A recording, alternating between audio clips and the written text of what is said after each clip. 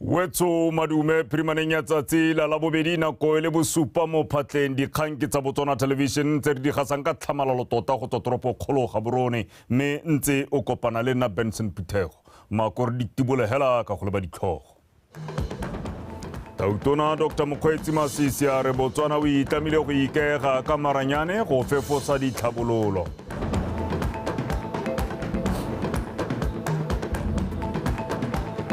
Go sa tseng kalafi sentle go busetsa morago maiteko a ntwa kgatlhanong le HIV/AIDS. Game Mompe a tlhongwa modulasetilo wa meletlo ya lekgotla la AUSEC.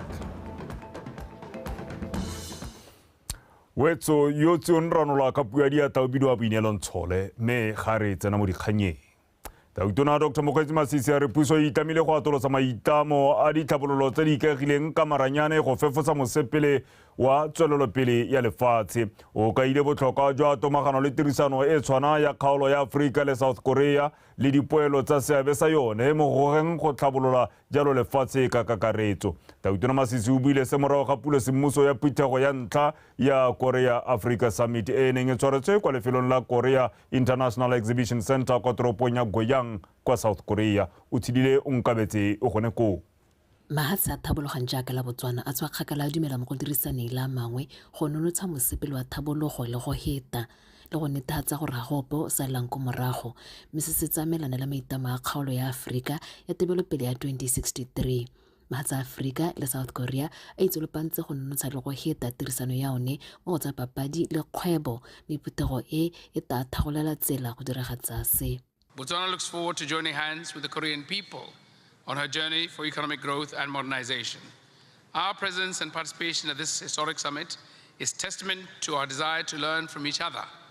and to take concrete measures to strengthen cooperation that will propel economic growth and Africa's rise to being a significant contributor to global prosperity. With technology and innovation, the possibilities for making headway on agricultural productivity, management of natural resources, healthcare services, e-government, e-commerce, to name but a few, are limitless. La tsela Botswana le tsweletse go dira ka nata go goga thabologo ya maranyane le go supa seabe sa lone mo thabologong ya maitamo a kgaolo la mahatsi. In Botswana, my government is committed to investing in science and technology, building a robust digital infrastructure, and creating a supportive environment for small businesses and startups. To this end, we are equipping our youth with the necessary skills to become innovators and entrepreneurs of tomorrow, as well as working towards ensuring that all citizens have access to the tools which are needed to participate in the global economy. Africa and Korea are uniquely endowed to support each other's development and prosperity. Africa's rich cultural diversity is a potent fuel for innovation. Our diverse ethnicities, traditions, and ways of life offer unique opportunities and approaches to problem solving and the building of analytical and organizational models. Phetogo e baya la Botswana mo tshiamelong ya go tsaya dikgato tse di maleba go dirisana la mangwe mo dintheng tse di ka bakaneng tsa thabologo ya maranyane mme se se tla sologela molemo megama ya dithabologo ka go harogana le go le thusa go godisa thabologo ya batho le itsholelo. O tshidile o nkabetse Botswana Television, Goyang, South Korea. Bega a le ko Goyang gone kwa South Korea mme re sa le ko Tautona Masisi o na kopane le tona kgolo wa lefatshe la Lesotho Re Samuel Matekane kwa bothokong jwa phetogo e sa tswang go simolola gone kwa Korea. Mafatshe ya Botswana le a Lesotho a tswa kgakala ka tirisano mmogo ya motia e tlhotlhelediwang ke ditso tsa one. Kwa phuthegong eo tona kgolo wa Lesotho Re Matekane o ne a kopa thotloetso ya tlhopho mo lefatsheng la Botswana le a mangwe a mo kgaolong ya Aforika go tlhopha Joshua Setipa yo phadisana la maemo a mokwaledi mogolo wa mafatshe a selekane. Ditlhopho tseo di rulaganyeditswe go tshwara monongwaga kwa phuthegong ya baeteledipele ba mafatshe a selekane ka kgwedi ya Phalane kwa setlhaketlhakeng sa Samoa. Patricia Scotland's term ends, becomes Africa's turn. Yes. So the easy part is Africa has got to agree on a single candidate, and if the rules are to be followed to the latter, despite what has been trying to be motivated by others, our candidate should slip in. So you enjoy our support, tremendous support. Tell him not to come to Botswana. Botswana will go to the world and campaign for him. Offer my minister and our experience in campaigning for positions such as this to support your candidature. We need to push for a change, especially for the improving the lives of our people. Both countries need to benefit out of this. Also met now with President Masisi about selling our candidate for the SG of the Commonwealth coming up in October 2024 this year in Samoa. So we are appealing to our African countries also to join us and support us. Faribuela monogai ofisi ya mosireletsi tshwaragane le bana le seabe ba ba harologaneng ba tla tshegetsa phuthego ya International Ombud Expo ele ya bobedi morago ga e neng e tshegeditswe kwa lefatsheng la Nigeria ka 2020. Ofisi eo ya re itumedisiwa ke gore lefatshe leno le tshegetsa phuthego eo ka jana e tlisa sebaka sa go ithuta mo go ba bangwe le go ngoka jalo bojanala mo go tsweng mo mafatsheng a ka tshwarang lekgolo. Se senogile kwa phuthegong ya bobega dikgang le ofisi ya mosireletsi e neng e tshwere gompieno mono tropo kgolo Gaborone ke letleletswe Somolokae o na le ko. Ditshupo tsa mafatshefatse tsa ofisi ya basireletsi di tla simolola ka kgwedi ya Phukwi e le 2021 go fitlha ya Phatwe e simologa mme e tla ngoka diofisi tse di farologaneng tsa basireletsi makalana a lwalang ditshwanelo tsa batho makalana a tlhomamisang gore melao e salwa morago le bana le seabe ba bangwe lefatshe ka bophara. E re lefatshe leno le ntse le tshwareletse mo maitekong a go ngoka bajanala ka diphuthego le ditshupo di tshwana le tse Ombud Expo e kailwe e le sebaka se sentle sa go fitlhella maitlamo ao. The expo, Leone, from our perspective, talks to the goal to achieve the MICE platform. We are actually hosting the expo on the basis of the MICE protocols. Phuthego e ka fa re bonang ka teng e tla bua gape le maiteko a go ngoka bajanala ka diphuthego tsa mafatshe re tsile go tlhomamisa gore re sala ditsamaiso tsotlhe morago ka jana re tla boramogela mafatshe a ka tshwara lekgolo. Ethiopia, South Africa, West Africa, African countries who are willing to attend this. But we're also looking at people from outside the continent to attend this expo. Ofisi ya mosireletsi re lentswa e supa e santse e na le dikgwetlho di tshwana le tsa makalana a sa rekegeleng dikgakololo tsa ofisi eo ba re ba dumela ba tla ithuta go le gontsi go tswa mo mafatsheng a mangwe a tla nnang bontlhabongwe jwa phuthego ya Ombud Expo. We want to learn best practice. And if we understand best practice and see how we can integrate it into our systems, that will be the greatest. Re batla go ithuta ditsamaiso tsa puso tse di maleba re dumela fa re tla ithuta mo go ba ba gaisang mme phuthego e tla re thusa go fitlhelela seo re tshwanetse ra ithuta gape le ka fa re ka itepatepanyang ka teng le dikgwetlho. Bring them home. That will be one of the things that we want to achieve here. Have we learned from the best? Are we going to apply the best? Disupo tsa ofisi ya basireletsi di tla tshwarwa ka fa tlase ga setlhogo se se reng makalana a tshepegang go tlhomamisa gore ga go gatakiwe ditshwanelo e bile go salwa morago ditsamaiso tsa boleng. Ke letleletswe Somolokae Botswana Television Gaborone. Mogolwane wa Macheng Bushfire Festival re ka bo moapare wa khotsa tomagano ya setšhaba le di-company tse di ikemetseng a re gore mediro e tshwana le wa Macheng Bushfire ya tlege e tlhokana le tirisano mmogo ya motia re moapare o buile jalo go tshwerwe maitiso a Macheng Bushfire kwa Hukuntsi kwa Kgalagadi Neo Modungwa Kapego.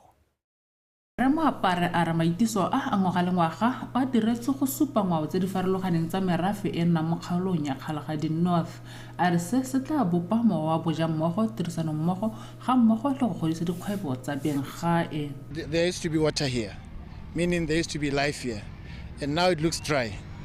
Now we want to bring... O kile ga bo go na le metsi ha metsi ke botshelo se se raya gore go kile ga bo gona le botshelo mo lefelong le re batla go tsosolosa seo re tsise botsheloga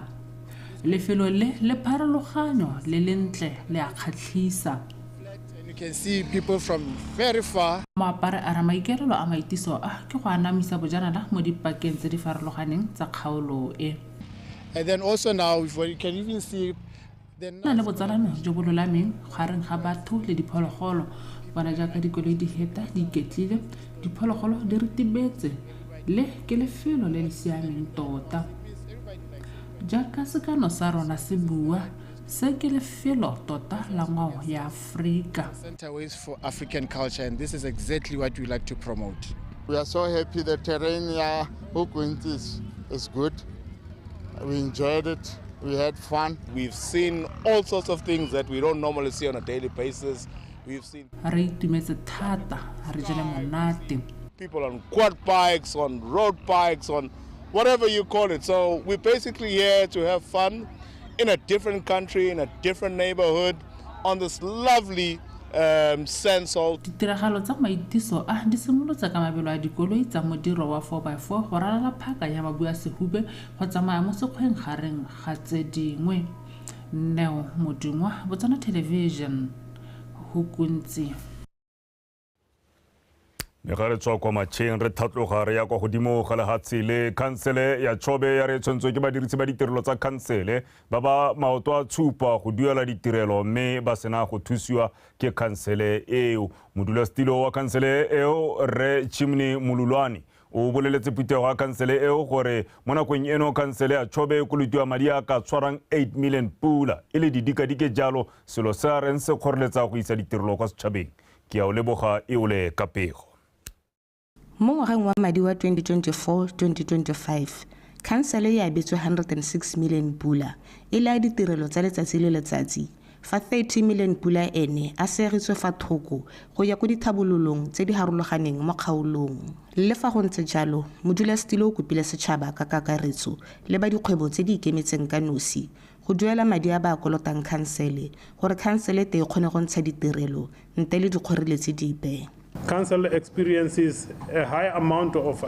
arrears from customers who deliberately decide not to pay. Council e tsweletse ka go itemogela madi a mantsi a ya kolotiwang ke badirisi ba ditirelo tsa yone le fa maiteko a dirilo go leka go phutha madi ao. Se se raya gore council le bana le seabe ba tshwana le ba VDC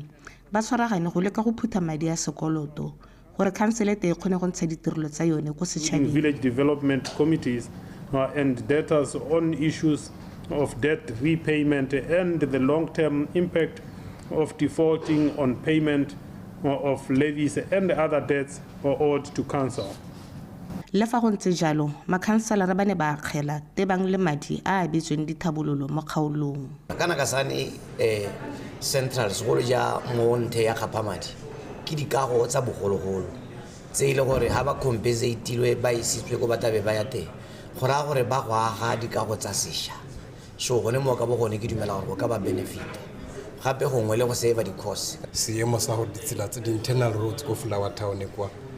go ile gore ga locate wa diplot re batla gore go tsengwe madi go bolwe ditsela batswana ba gone go accessa diplot tsa bona tota ke sone se ile gore nna ke a seeletsa le even the siwa line ile gore ha o tsa Flower Town motho go lela gone ko re batla sewage line ya gone kwa ha ba bone madi gore ba ise teng di services tse di tshwana le tsone tse gore batswana ba gone go di accessa ba ge dikgwebo gone kwa di guest house and so on gore ba gone go improve matshelo a bona. E re ka kgaolo ya Chobe e ikaegile ka bojanala bangwe makhanselara ba rotloeditse bagwebi ba ba botana go ya go tsaya lenaneo la tšhema go ta go godisa dikgwebo tsa bone gore le bone batho ba kgone go ba letsogo. Ke lebogele hela lenaneo la ga Tautona ka gore ke lebile gore mo kgaolong ya Chobe re na le thoko le lentsi la ditiro mme ha lenaneo le baagedi ba rona ba Chobe go tswa Pandamatenga wa go tsena ko Parakarungu ga ne ba ka ba le tsenelela ka gore go bile go beilwe batho mo di kgaolwaneng ka go harologana gore ba trainelwe lenaneo le ba kgone go letsa tota nne re ka leboga go mo go rona re le boemedi ja batho go rutwetsa batho ko magaeng go rutwetsa ba dikgwebo tse di potlana kana dikgwebo tse ke tse di fundiwang ka ga tlase ga di-license tse re di tsaya mo council ya rona mo council ya rona o ta gompieno ka moso ebile o tsere tiseletso ya gago e be re go rutwetsa gore yaanong o ka ya go ikwadisa le balia e reka go le mo legatong la bobedi ebile e le la bofelo la ditogamaano tsa nakwana ke gore National Transitional Development Plan modulasetilo o kopile botlhe ba ba abetsweng ditiro tsa puso mo kgaolong ya gagwe go thatosa mosepele gore ba kgone go wetsa tiro mo nakong e e beilweng go isa tiego ke a leboga yole PTV News Kasane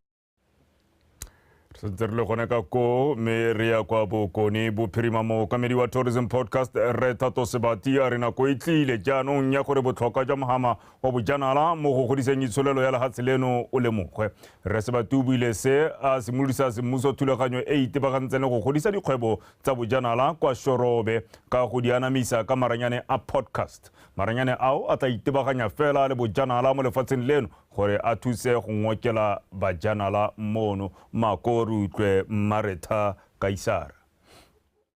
Mogopolo wa go simolodisa podcast o tile morago ga go lemoga fa go le gantsi maranyane ao a dirisiwa go gasa melaetsa ya itosobodutu fela mme fela go anamisa dikgang tsa bojanala go ta thusa gore ke sa kgaolo ya Nkame kwa mafatsheng a bo go thomamisa lefatshe leno jaaka boremelelo jwa bojanala jwa lefatshe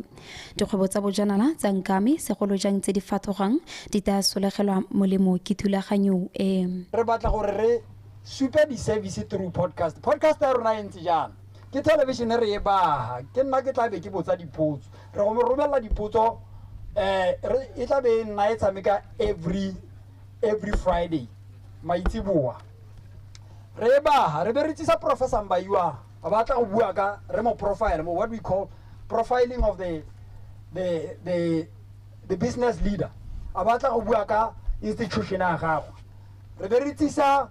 ba ba berekang le ene gore batle gore a me ba tlhaloganya se se dirang and then wa boraro e be nna the community does the community understand what Professor Mbayua gore o dira eng le bua ka social equity kana social fairness gore jaaka re ra bojanala yana mo lehilong la Shorobe bojanala jo must benefit the people of Shorobe ko ileng gore tourism ya diragala ko teng there should be fairness in the distribution of benefits. Mookamedi wa sekolo sa Okavango Research Institute mo Maung Professor Joseph Mbayua ene o tlhalositse gore dikgwebo tsa bojanala di tshwanetse go tswela mosola merafe e di direlang mo go yone. Re leboga gore monana wa rona e be le ene re mmonang a dira thulaganyo e ntseng jaana ya gore e be le gore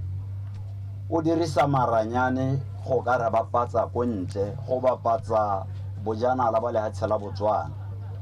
mme bile re rotloetsa le ba bangwe go tswelela ba mosetse morago Re Sebati wa kgoletse thulaganyo ya gagwe ka eta thusa go gasa efangedi ya bojanala jwa lefatshe leno kwa mafatshefatsheng Maretha Kaisara BTV News Maung Le kalana la Japan International Cooperation Agency JICA le rometse batswana ba le sekete kwa Japan go tlhatlhelwa dikitso ka methale e ka thusang go tlhabolola mahama wa bojanala mono gae mogolwane wa lekalana leo Re Hiroyasu Tonokawa a re dikitso tseo di ka thusa mo ipapatsong le go rekisa mahama wa lehatshe leno ka mafatsheng a sele kitso Temane Kapego Ere ka mahama wa bojanala mono gae o santse o tlhaela mo go tsa ipapatso le go ithekisa kwa mahatsheng a mangwe Re Hiroyasu Tonokawa a re lekanana la JICA le ikemiseditse go bereka le baithuti bao morago ga go wetsa dithuto tsa bone a re go leka go diragatsa maiteko a lekalana le lefatshe la Japan le rometse baithaopi ba le 400 mono Botswana go tla go thusa go tlhabolola mohama o in accordance with Botswana National re le ba JICA re itlamile go thusa ka go romela baithaopi ba le 400 go gasama Botswana ka bophara gore ba thuse mo go tlhabolola mohama wa bojanala re rometse batswana ba le sekete go ya go ithuta metlhale ya go tlhabolola mohama wa bojanala ko Japan Botswana for training in Japan mogolwane wa lephata la dikgwaletsi tsa tlholego mme ba iphaphile a re ba itlamile go fa banne ba dikgaolo ka go farologana dikitso ka tiriso le tlhokomelo ya ditsatlholego le dikgwa ka jana e di dingwe tsa go ngoka bojanala mo lefatsheng leno forestry reserves that they are residing on it at the moment, so that they can benefit directly from them without necessarily damaging the environment. And we provide them with all the technical support for them. Re dira dithuthuntso tsa go tlhabolola le go somarela dikgwa disatlholego le tse dingwe. Re ruta thata ka tiriso e lolameng ya disatlholego mo mekgabiseng gore ba se ka ba di senya. So they live with them here, and it's already a call for us as a department to not just say do not use, but instead use them sustainable so that in future we will be able to see them. Lephata la dikgwa le disatlholego ka tshwaragano le lekalana la JIC ba betse kgaolo ya Chobe West Enclave sefikantsho se mo go sone go kodulweng ka ditso tsa morafe wa Sesobia. Go solofetse gore sefikantsho seo e nne nngwe ya matlotlo a tla ngwakang bajanala mo kgaolong ya Chobe. Ba jikale lephata la dikgwa le disatlholego re leboga go menagane ka kemonokeng ya lona ga mmogo le sefikantsho ese. Re tshepisa gore re tsile go se tlhokomela mme ebile re dire tsotlhe tse re di ithutileng. Collaboration taba re rutwetsa gore re se ke ra lebella mo so se sengwe hela re kgone gore re somarele ditsatlholego tsa rona jaanong se gompieno se re sa moleng hela jalo re tshwanetse re di somarele. Le fa go ntse jalo Chobe Enclave Conservation Trust ba rotloeditswe gore ba kopanye ditlhogo mme ba tswe ka maele a ka thusang go godisa bojanala mo kgaolong. Kitso Temane, Botswana Television, Mochenji.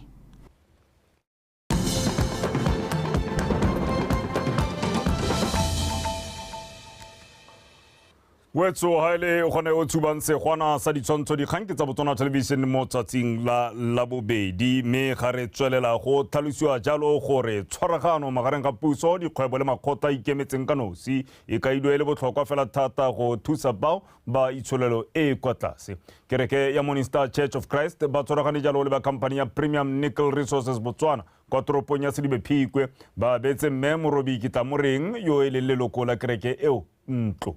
Mamosi Siska wa bega.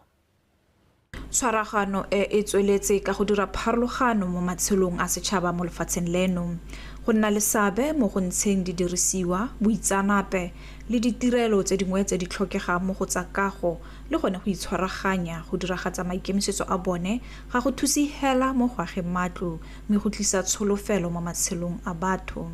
Bosheng ba nni ba botshabelo ba ne ba phutagane go itumelela ntlo ya 2.5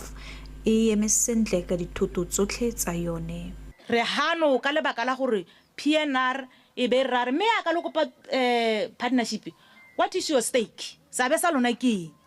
be re nna fine re ta etsa go tase rona kana re bo batana lona gongwe masheleng briefcase bo botokanyana le ta re tsholeletse ke rotwetse hela ba bothe makgotla ikemetseng le dikerekelo ba gaitso a re totohatse mo re go bitsa le collaboration and partnership. Le ta bona toropo ya rona e gola e phatsime ya ka le bona gompieno re phatsimelwa ke nto ya ga Mmamorobiana ba gaetsho ke yo sa tswang go agelwa ntlo o supa fa itumeletse pabalesego le kagiso e mo lapeng la gagwe. Ke sologela go le go ntsi thata gore botshelo jwa me bo a go change re ka ntsha sehela se se ke tshela ka re ntse ke tshelela mo phirisong re neng hela ka ke le bogela mpho e gore yo ke tsa botshelo jwa me hela thata mmogo le bongwanake ya re by 2036 Botswana Letsego la bobedi la tebelopele ya setšhaba ya 2036 la re tlhabololo ya batho le matshelo a bone. Kereke ya Morning Star le ba ba tshwaraganeng le bone ba neetse ba ba baagetseng ntlo sebaka sa go nna le bonno jo bo maleba. Go nna le housing le tshwere ka e tshwanetseng ka teng ka gore le maabane wa maabane ko parlamente re ne re bua ka right to shelter. Tshwanelo ya gore le wena o bona le se o ka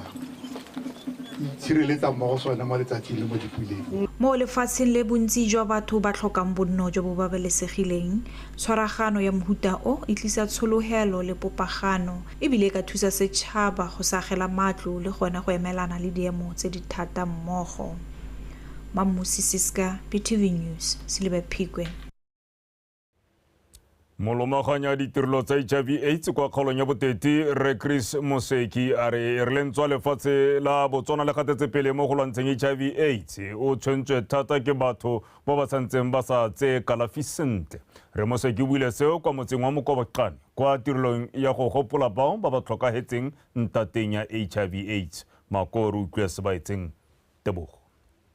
Go tshubiwa ga dikerese tse ga se hela go gopola batho ba ba latlhegetsweng ke matshelo ntate ya bolwetse jwa HIV/AIDS, mme gape go thusa go itsaya mothala ka ga lehatshe leno le tsweletseng ka teng go lwantsha bolwetse joo. Mo tirelong e e tseneletsweng ke dikereke ka go harologana go tlhalosiwa ga go setse go na le dingwe tse di kgoreletsang mo go henyeng ntwa kgatlhanong le bolwetse joo di tshwana go sa nwa dipilisi. Ke melaetsa e le gore ya go re swela molemo ya go re tataisa go tswega go ya go pele ra simolola go itse gore tshwanetse ra tshela jang ga ra tshwanela go ka tshela jang. Fitlhela re le kgaolo re haraharilwe ke dikgang tse tsa gore diritibatsi ga di dirisiwe sentle, batho ga ba dinwe o ka re setse re le ditsala le mogariwa, mme ga se tsone hela tsa dipilisi. Re na le dikgang tsa go ima ga banana tse e leng gore dikgang tse di re itsa gone gore re lwantshe mogare wa rona go ya ko pele re be re eme re nonogile. Kana banana ba ba imisiwang ba ga o yala thoko wa go ithela a sa imisiwa ke monana o mongwe, o imisiwa ke rona bagolo. Tiriso ya nnotagi ke nngwe ya tse di rotloetsang batho go tlhoka go tsaya kalahi sente.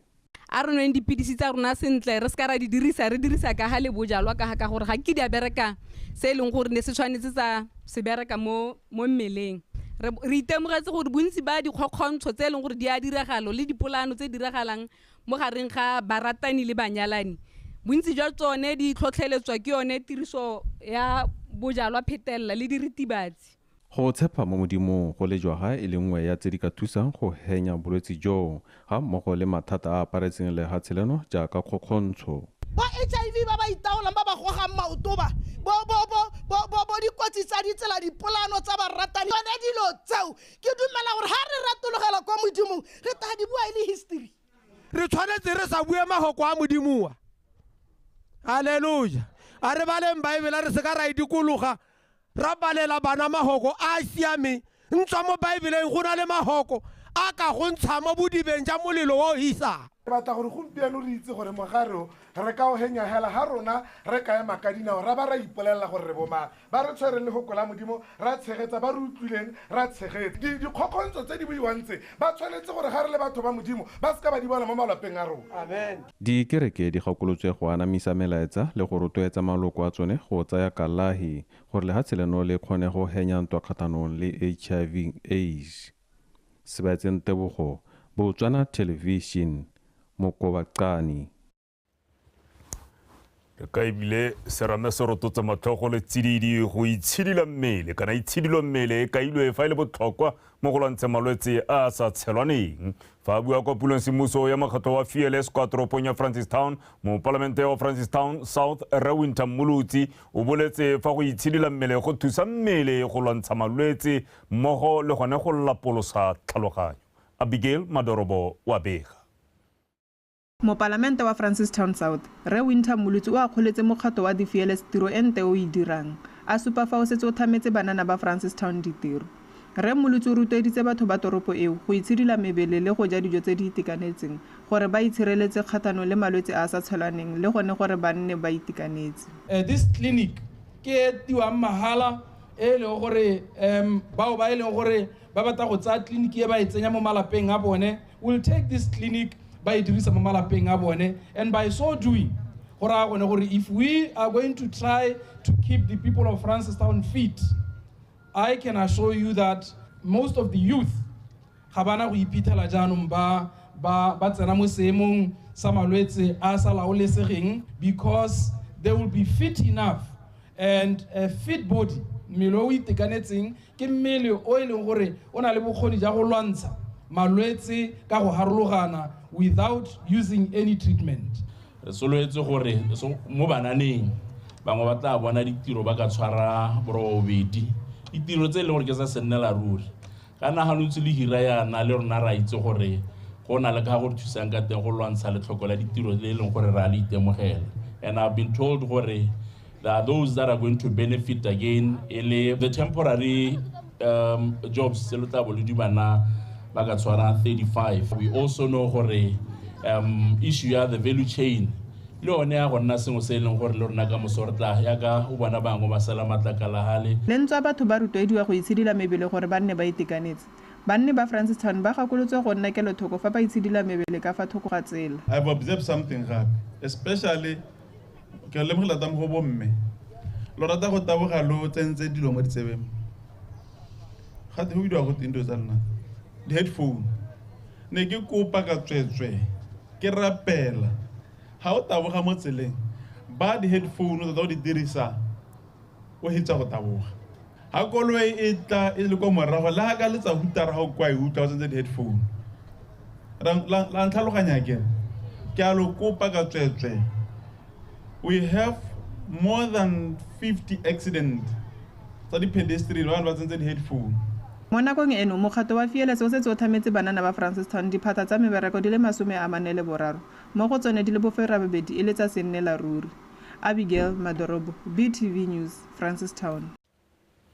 Ikantsarnar di konatella gone ka kwa bokoni e jwa lefatshe le mme mo parlamente wa Tati West re Simon Moabi a re o tlotla kgotla go nna lefelo le banni ba rerelang dikgang tsa dithabololo le gone go aga morafe o bopaganeng ebile o bamela molao fa bulelobo la kgotla ya motse wa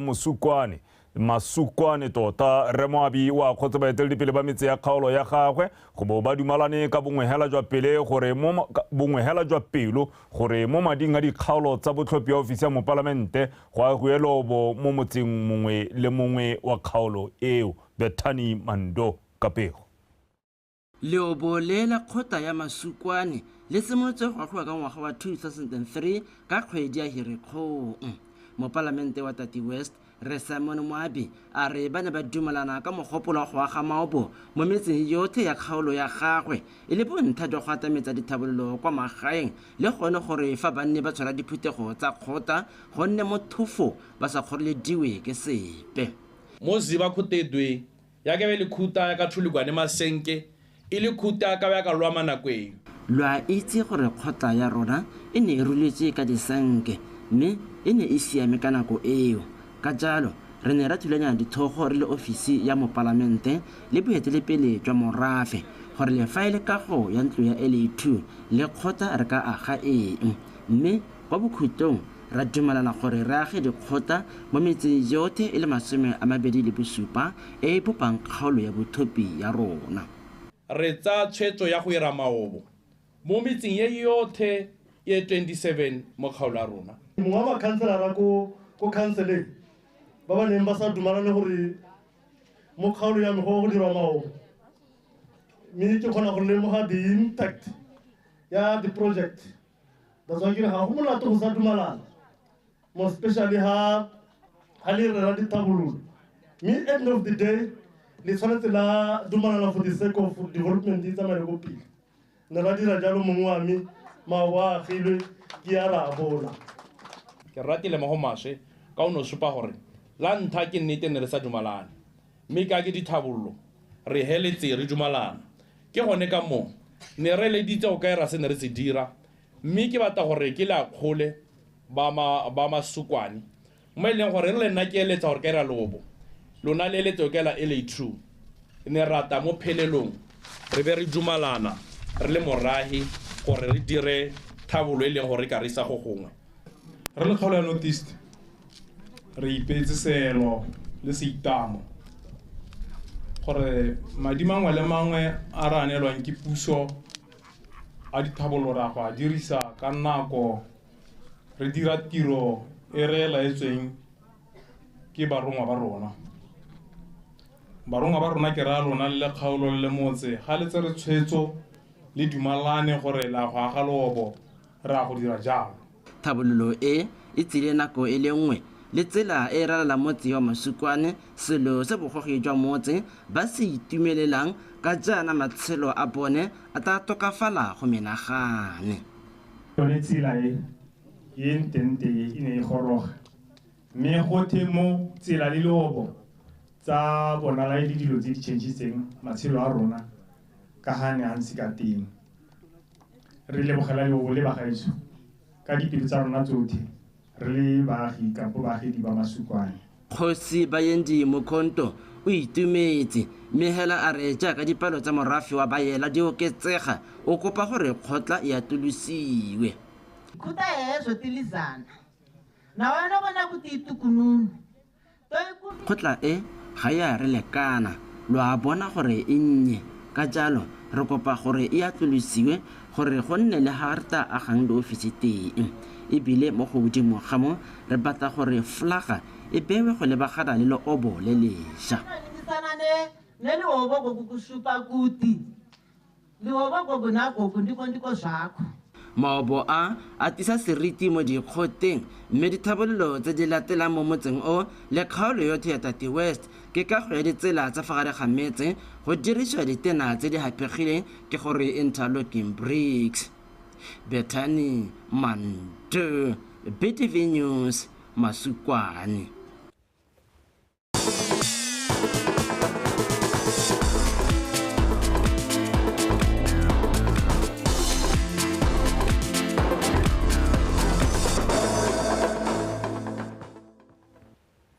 Wetsu molotsana o monatjana o ke o thobisang khutlwana sa tsa metshameko me khaitsiri yake laetsa o seke o gona efa khaitsiri mo Dumela Benson Tokyo ke nna khaitsiri yake sama ensra awa inya gompieno ga go tshwanele maabane mme le gale ka re utlwa go te bike yo tlheretle be re ntse re thuma hela mo go sone erra nyame re sipaakanyeditse re sipaakanyeditse la o tswa o ipaakanyeditse khaitsiri ya botho khaitsiri yake tsa metshameko ke bona ka re o tshwaretse dingwenyana tse dintsenyana tse go a diragala go ntse jalo khaitsiri yake mongwe wa ba Botswana Cycling Association ba tlhophile ya lo go nna mo komiting ya AUSC region seo se tla thusa thata gore ha boela jalo mo gae a kgone go tla go tlhabolola ka hale rona re tshegetsa metshameko ka teng mme bile wa ba bona gangwe gape matoko ga tsela le ka weekend ya lo mahelo a beke mo go santse go le makuku wa bona ka diperetshitswana tsa bone ba ntse ba choba bona gore motho le ena ha ka ipapana ba re go a thusa in terms of cardio ha ba bua sekgowa gore pelo ite madi a tsharologa go ntse jalo khaitsedi ya motho ke tsa gore le ena re tla go bona nako engwe ba pisse motse wa tlokwe ka peretshitswana right tla ke le go le boge khaitsedi ka Wetso Madume na ke bidiwa laetsa go sekeng ka tsa metshameko mme re di simola hela ka tsa kgwele ya dinao tse di reng mookamedi wa lekgotla la Botswana Football Association re Mfolo o tlhalositse ha khuduthamaga ya lekgotla leo e ne a kopana kgwedi e fetileng mme a dumalana gore go seka sekwe go ikemela ka nosi ga lekalana la Botswana Football League morago ga gore lekalana leo le tsogelwe ke dikgoberego di le mmalwa mo pakeng e sa tswang go wela Mfolo o tlhalositse seo mo potsolotsong le BTV Sport a rutlwe ka botlalo ka Katlego Kgakole Mfolo o na tswelela tlhalosa gore lekgotla la BFA le go rogile jang kwa tshwetsong ya go neela ba Botswana Football League maikarabelo a go ikemela ka nosi le gore ofisi eo e bo e tsamaisiwa jaaka kompone. A re ka General Assembly ya October 2020, 10th of October 2020, BFL ya fiwa autonomy. Mme autonomy ene le gore ba itsamaise. Mo go itsamaise ga bone le gore ba forme a company. Mme company ena turana e kgolo ne le gore ba ipatlele madi a di sponsorship mme gape rona re le BFA re be re ba neela 2 of our products in the Premier League and the National First Division re ba rare ba di tsamaise mo boemong jwa rona mme ga ba di tsamaisana gape 2 most important things ke gore they must professionalize the league and they must also commercialize the league. When you professionalize and commercialize the mookamedi yo o tsweletse a re jaaka lekgotla la BFA le le okametseng kgwele ya dinao mo lefatsheng leno ka bophara khuduthamaga ya bone e ne a patelesega go tsaya dikgato tse di maleba go sireletsa seriti sa kgwele ya dinao. A lot of wars in the boardroom, in the board of directors, they were the shareholder le tsone di ne di simolla dilwa all the events jaaka re itse culminated with the meeting on Osorgo Palapem. Now everything became into the open horror than di wa gaditsa mai sentle go haloa. Mekana o santse re tlhaloganya di tsa dintsiana. Rona as BFA, we still remain the regulator and we still make sure that football must be protected. Polofelo ke gore ditshwetso tse di tserweng ke khuduthamaga ya lekgotla leo la BFA di tla ka tse dintle tse di tla busang seriti le boleng jwa ligi ya Botswana Premier le kwa tlase ya National First Division di ne di tlwaelegile ka tsone segolo jang ligi e kgolwane e yone se tsenye bone morutlwetsi fa kwa National First Division ba santse ba tabogile le papa go batla morutlwetsi wa ligi eo wa paka e tlang. Katlego Kgakole, BTV Sport. Mo go tse dingwe mokwaledi wa lekgotla la Botswana Cycling Association Game Mompe o tlhophilwe go nna modulasetilo wa komiti e o kametseng tsamaiso ya mediro ya metshameko ga mmogo le baithaopi ke gore protocol, ceremonies and volunteer wa dikgaisano tsa bolesome le bongwe tsa AUSC Region 5 Youth Games a rutwe Michelle Sekopo. Modulasetilo yo wa pele wa setlhopha sa dibaesekele sa Tsela Riders go tswa ka ngwaga wa 2014 go fitlha 2016 e bile ntse le mopagami ko go sone mo nakong eno a re go tlhophiwa ga gagwe kwa lekgotleng le legolo le le okametseng metshameko mo kgaolong ya Aforika go supa kgolo mo go ene. Very glad to have been appointed as a member of the regional. Ke itumeletse go ba ke tlhophile go nna modulasetilo wa Regional Organizing Committee. Ke simolotse ko Tsela Riders ke le modulasetilo e bile ke dumela gore seo se ne le tlhotlhoetso mo go tlhophiwang ga me. I'll say that it was a very good foundation for me to be where I am today. Mompe yo neng le mogolwane wa tlhokomelo le tshireletso ya setlhopha sa lefatshe leno go dikgaisanong tsa monongwaga sa Africa Games kwa Accra, Ghana a re ke monokeng go lekgotleng la BCA le lerato la gagwe la metshameko ga mmogo le go bereka le makgotla a metshameko ka go farologana mo go tsa tlhabololo metshameko go tswa ko meding go nnile le seabe se segolo gore a lemogiwe fana le bokgoni. I have been involved with BNAC for all the major games that were hosted here home. And also I've been welfare and safeguarding. Ke ntse ke tsaya karolo mo metshamekong yotlhe e ne le mo gae mo godimo ga mo ke tsamaya le setlhopha sa setšhaba ke le motlhokomedi wa sone mo dikgaisanong tsa mafatshe ka kakaretso ke lebogela tlhotlhoetso e ke filweng ke makgotla a metshameko mono gae segolo bogolo mabelo mo ke dumelang gore ba ntirile se ke leng sone. And their events when they host events. I would say that all the national federations gave me all the platform to be who I am today. Mopagami yo wa dibaesekele yo tlholegang kwa Serowe o solofeditse go tswelela a bereka ka natla gore a gole le go tsholetsa serodumo sa metshameko mono gae. I'll be putting on a very big shoes. Protocol is the main objective of the games, not the games over. Ke filwe boikarabelo jo bogolo jaaka go rulaganya tsamaiso ya metshameko e se tiro e motlhofo ke solofetsa go bereka ka thata. My deliveries will be for the region, not for the country, not for my personal entity. Metshameko eo ya bolesome le bongwe ya Africa Union Sports Council Region 5 Youth Games e tla bo e tshwaretswe ko Windhoek, Namibia kgwedi ya Motsheganong e tlhola malatsi a le mabedi e tla e le lesome le bongwe mo ngwageng o tlang. Michelle Sekopo, PTV Sport. Jaanong re wetsa dikgang tsa rona setlhopha sa Tawana Top Girls se fetetse kwa kgaisanong ya bomme ya di-TCB go tswa mo ditlhopheng tsa bokone morago ga go fapha sa Western Dynamites ka dino tse pedi go lefela go kokoanya dintlha tse supa. Karabo Sebele ka pego.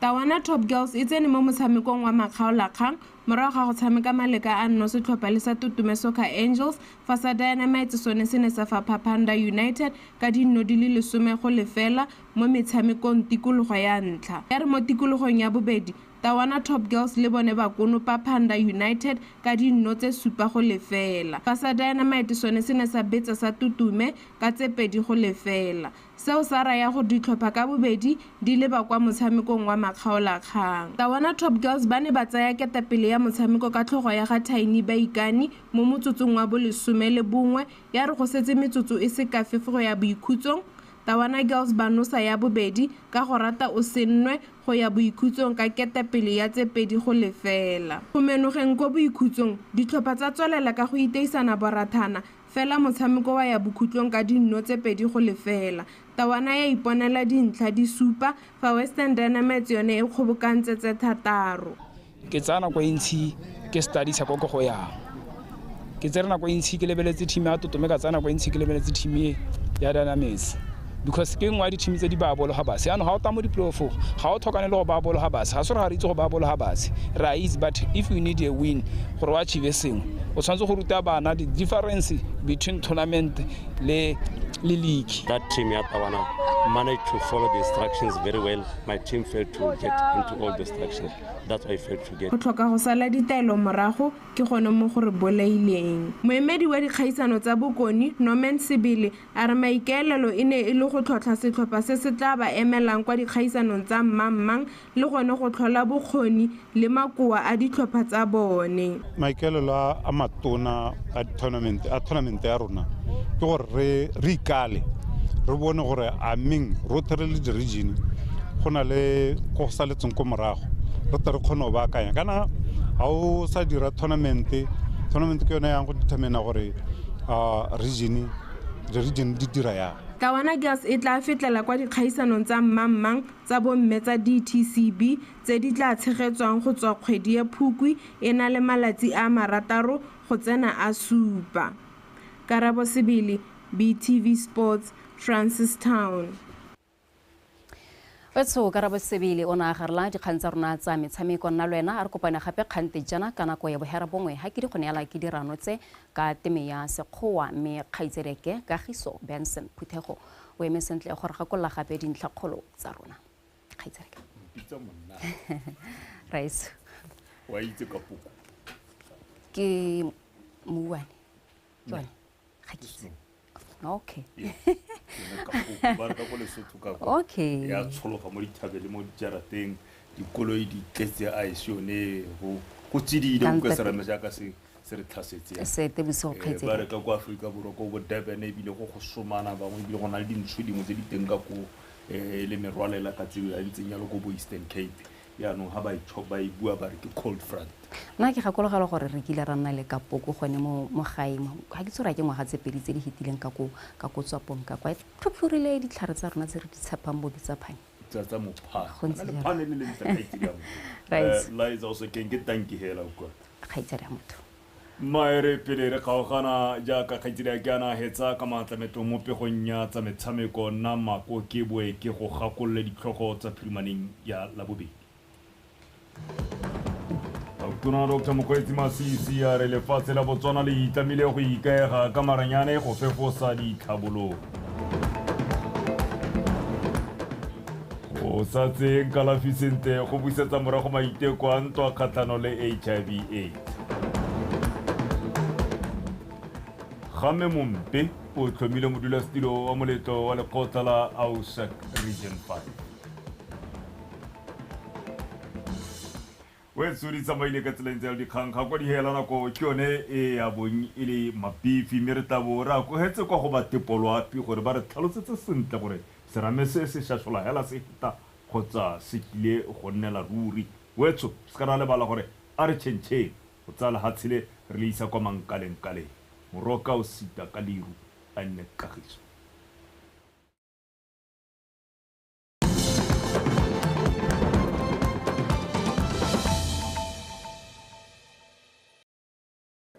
ba ga etso madume nka mogela ka seemo sa loapi nna ke khumo sa selmonaka maitsebeng ano go apogile mafelong otlhe a lefatshe leno ka tsatsi la boraro re soletse go tswela go apogile mo dikgaolong tsotlhe tsa lefatshe leno mo mosong gone re soletse go itatsa go letsedi mafelong a mantsi a lefatshe leno ka selekanya sa bobedi go a go bosupa fa go kgaolong ya Chobe gone re soletse go itatsa go letseditsana mme tla re mo tsamong ya letsatsi o tla itatsa go le mololo go dikgaolong tsa Kgalagadi borwa botlhaba kgatleng ga mo go le kgaolo ya Kweneng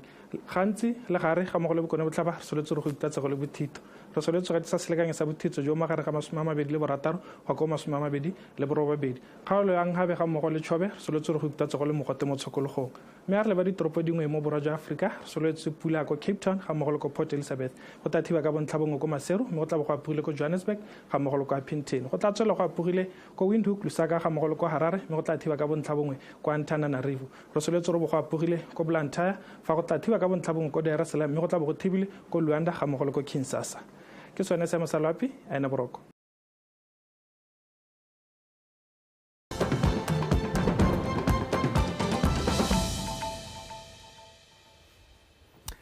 Wetsura tsolela le khaso ya rona maitiso a mantle maitiso a o kotabolotsa mo gone e le khaso e popota khaso ya Botswana Tonight se te bosigo a tlholagane tsatsi ile la bobedi